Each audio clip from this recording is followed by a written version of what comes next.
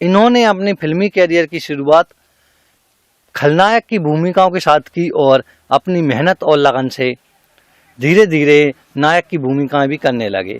और इस अभिनय के क्षेत्र के बाद इन्होंने जब राजनीति में कदम रखा तो वहाँ भी सफल हुए। जी हाँ, हम बात करने वाले हैं विनोद खन्ना जी के बारे में।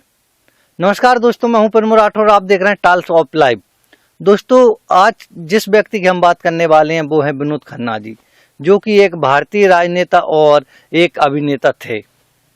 दोस्तों, विनोद खन्ना जी का जीवन परिचय शुरू करने से पहले मैं आपसे एक रिक्वेस्ट करना चाहूँगा, अगर आप इस चैनल पर पहली बार आएँ तो चैनल को सब्सक्राइब कर दें और बेल आइकन की घंटी को दबाकर ऑल के नोटिफिकेशन को सिलेक्ट कर लें, जिससे मैं जब भी कोई नया वीडियो लेके आऊँ तो इसका नोटिफिकेशन आप तक पहुँच सके और वीडियो को आप सबसे पहले देख सकें।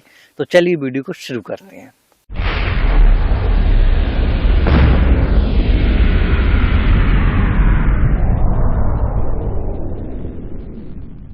विनोद खन्ना जी का जन्म एक व्यावसायिक परिवार में 6 अक्टूबर 1946 को हुआ था। इनका जन्म ब्रिटिश भारत के पेशावर में हुआ था, जो कि अभी वर्तमान में पाकिस्तान में आता है।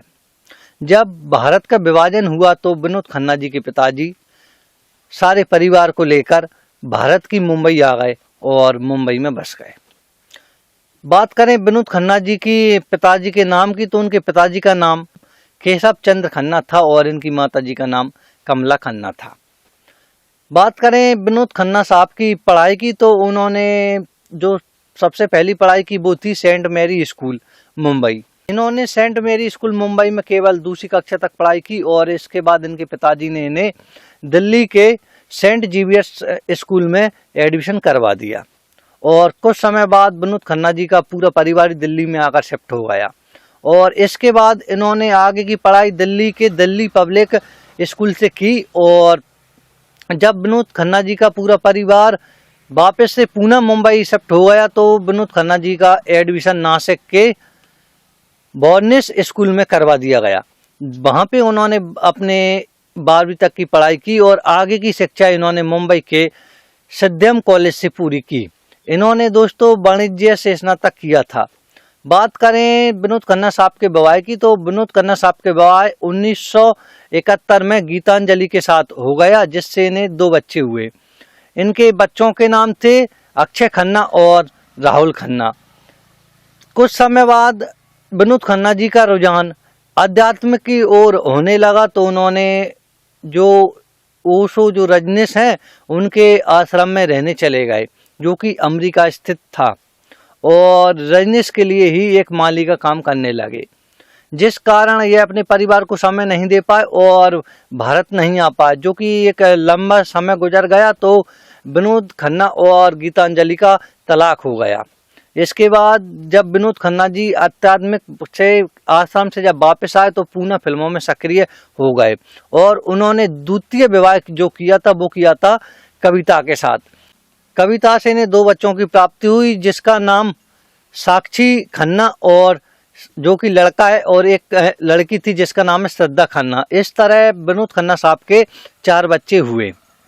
दोस्तों, बात करें विनोद खन्ना साहब की फिल्मी जीवन की, तो उनका फिल्मी जीवन का जो सफर था वो 1968 की फिल्म मन का मीत से शुरुआत हुई। शुरू में विनोद खन्ना साहब को खलनायक की भूमिकाएं और छोटी मोटी भूमिकाएं मिला करती थीं।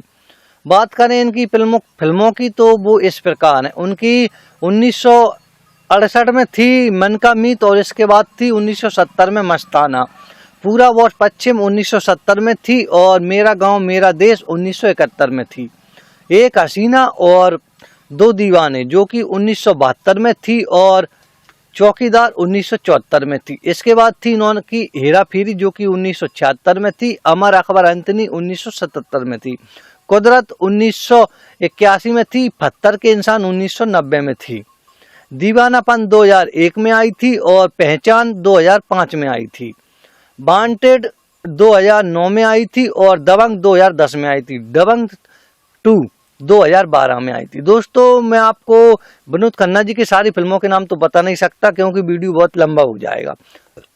उनकी जो कुछ फिल्में थी उनके नाम मैंने आपको बता दिए।